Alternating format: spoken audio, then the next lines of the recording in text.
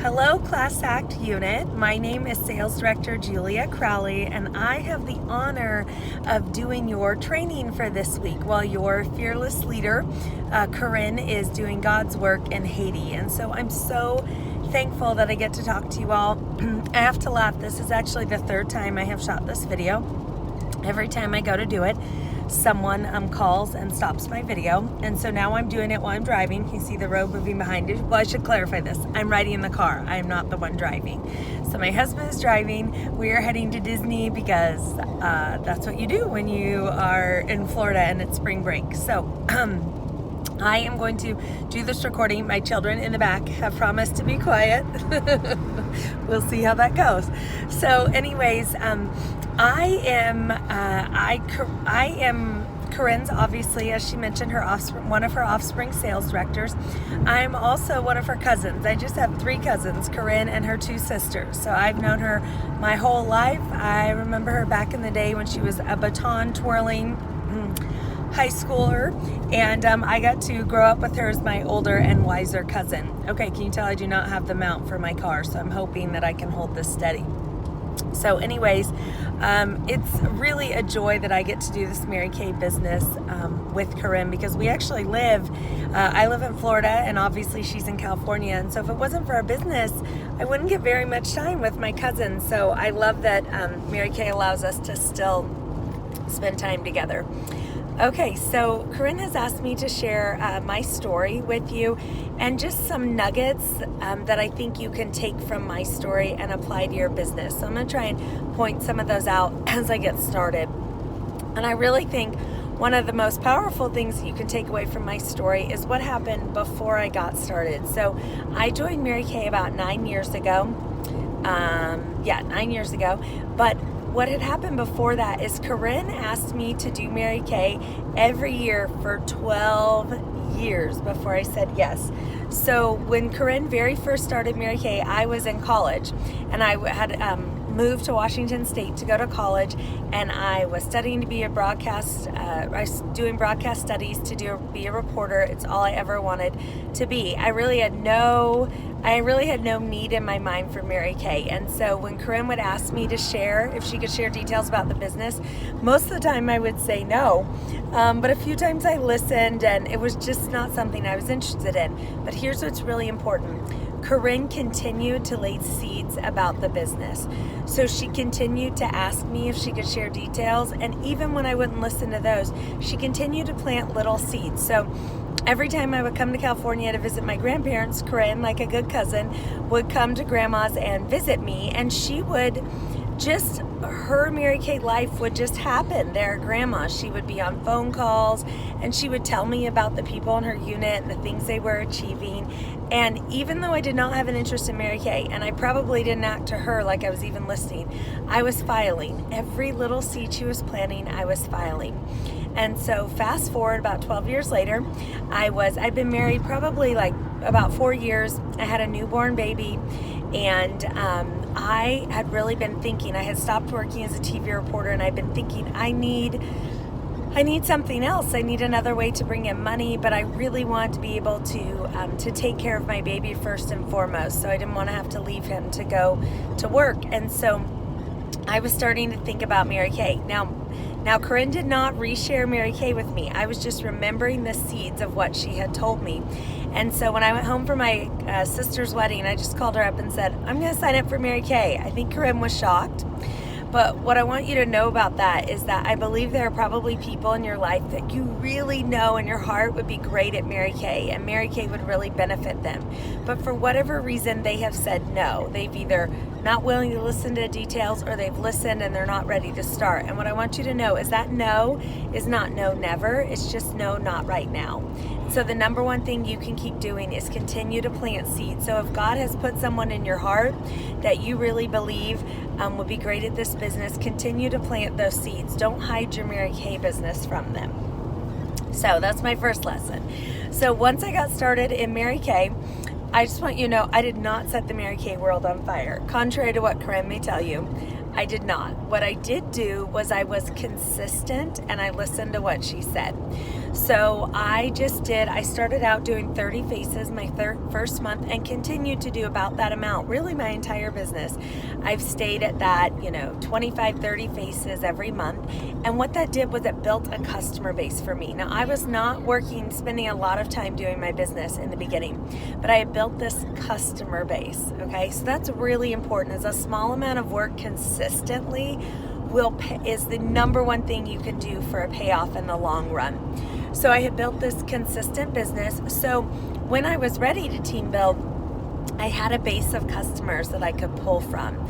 And so about 6 months into the business, I really wanted to become a red jacket, which you probably know is 3 active team members. And I always seem to only have 1 active at a time. So I really wanted red jacket, but it just didn't seem to be coming together. I would get a team member, but I'd get 1 team member this month, and 3 months later get another team member. So I was really looking to get 3 active team members. And Mary Kay was doing a promotion where if you were a future sales director with 8 team members, you could go to Mary Kay Leadership. And I really wanted to go with the big girls.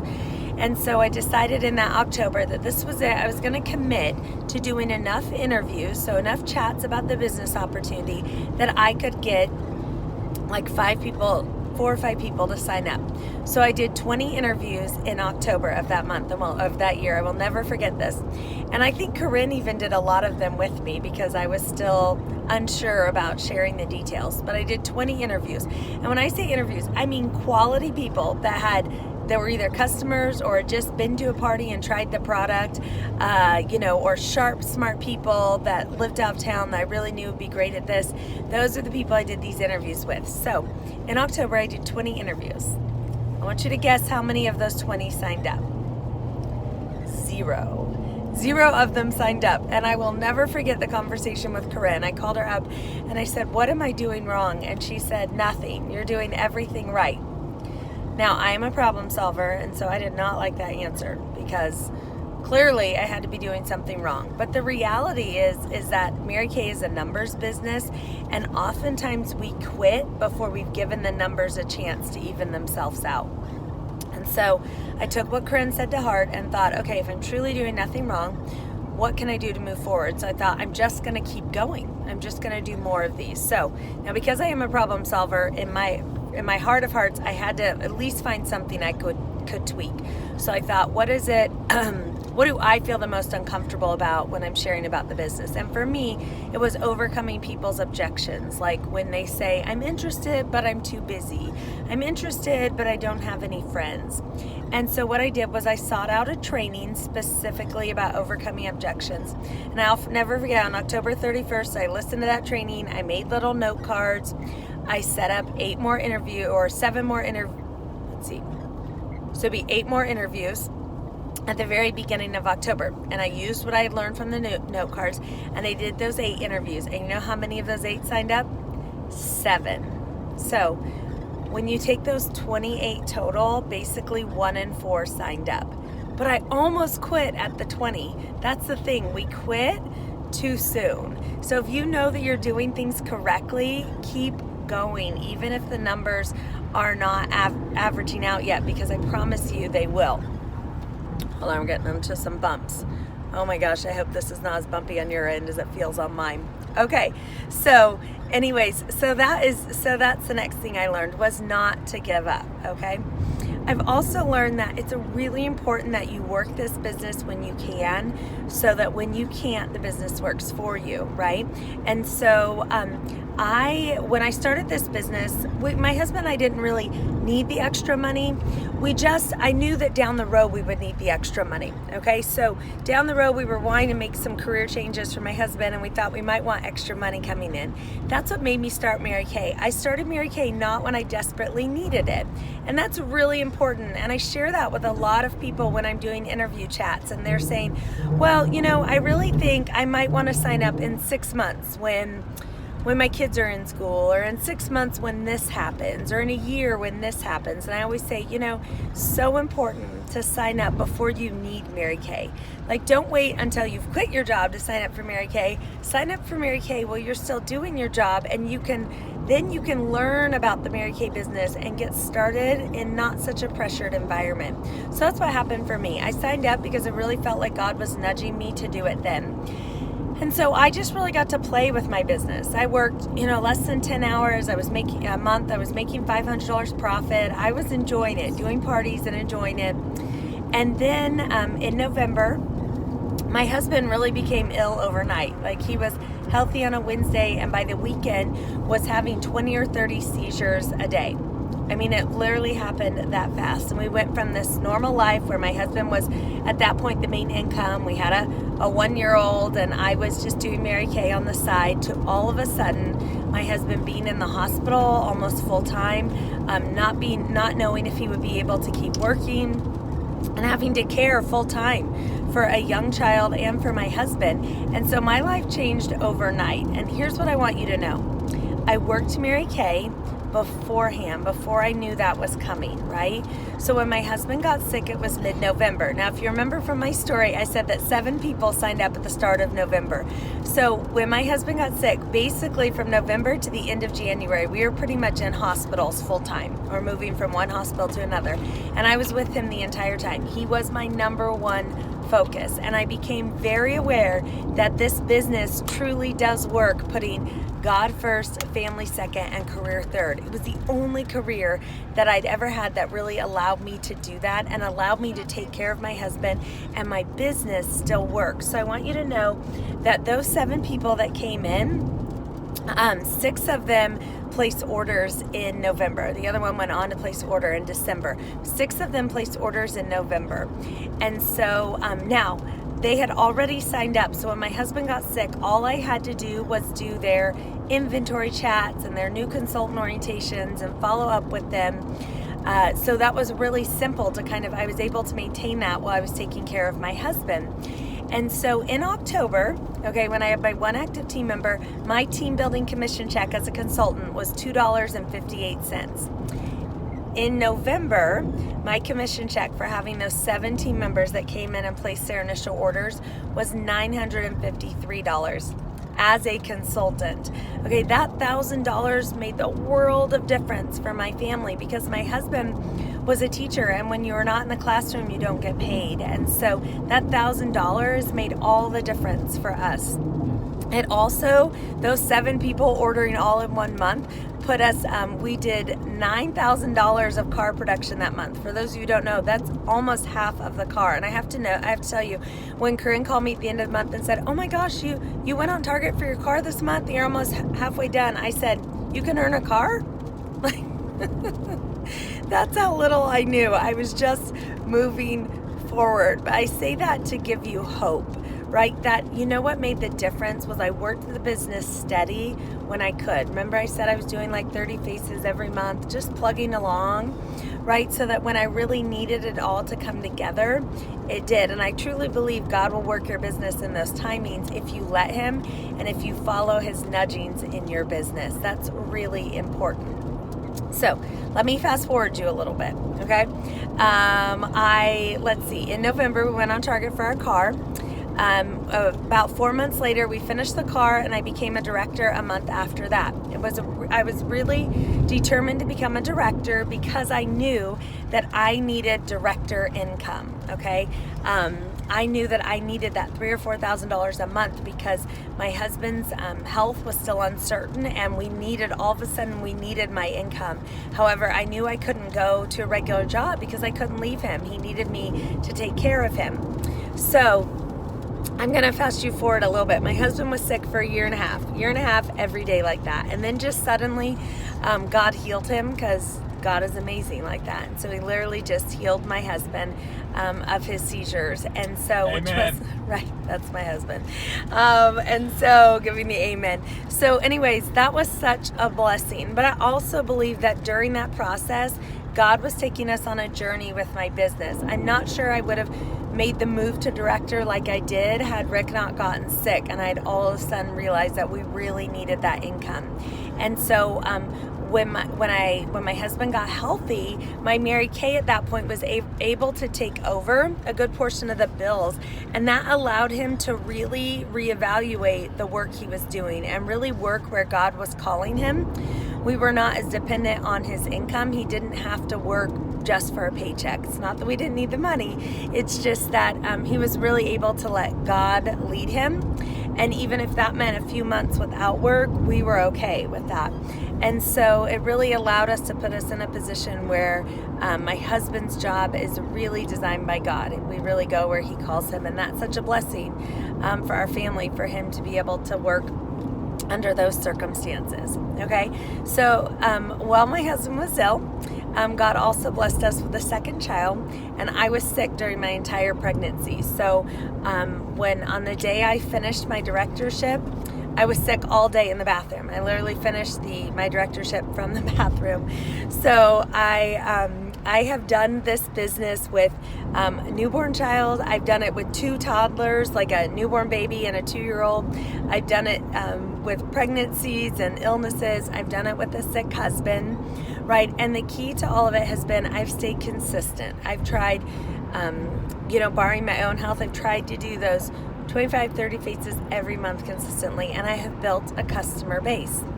So I want to fast forward you to this the last kind of part of my story, or the more current part of my story, where when I was saying one of the most important lessons I've learned in Mary Kay is you have to work this business when you can, like at a consistent, good pace, so that when you can't work it, when something happens, this business will work for you. So in October of 2017, we were just kind of hitting our stride.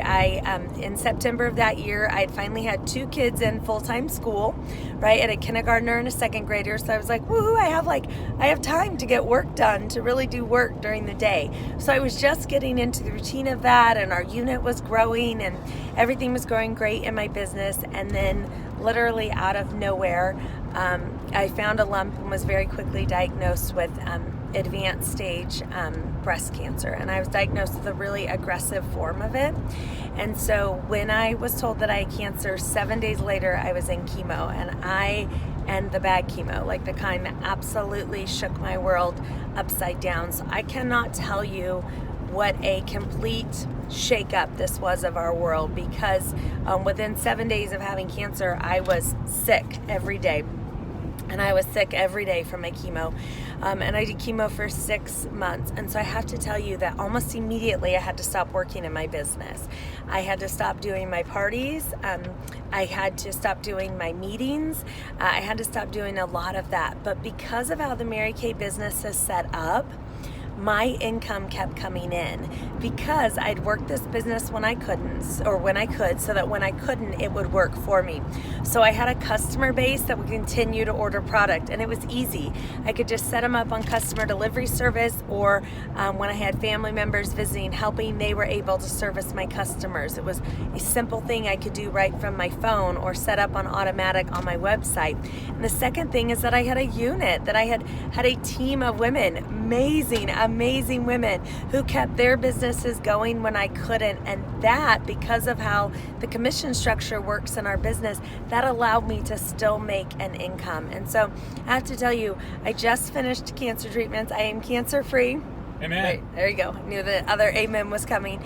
But I was in treatments for a year and a half, 18 months. And so this is the only business I know where well, at least it's one of the businesses where I've seen friends who had personal illnesses like breast cancer, who were worried all the time about whether or not their jobs would still be there for them, because these treatments are long. And so it's not that bosses don't want to hold a position for you, but some companies can't for those long type of treatment plans. And so many of my friends would force themselves to go to work when they should really be resting. And I never had to do that. I was able to truly rest and set my business aside when I really needed to fight for my life, because you need to put 100% into that. And then when there were days when I needed a distraction and I felt well enough to work, I could just work right from home. I didn't have to go to a building, and that's such a blessing. So I truly believe that everybody, every family needs a side business like this in their life, where if disaster were to strike, like a personal illness, either you or a close family member, you would have another business like your Mary Kay business, where that business could allow you to take care of yourself or your family first and yet still make great money in this business. And Mary Kay is one of those types of businesses. So I so appreciate you all letting me take time to tell you my story. I hope that you're able to take parts of it and apply it to your own story. And I look forward to seeing many of you again in seminar and meeting many of you for the first time in Dallas. Have a great day.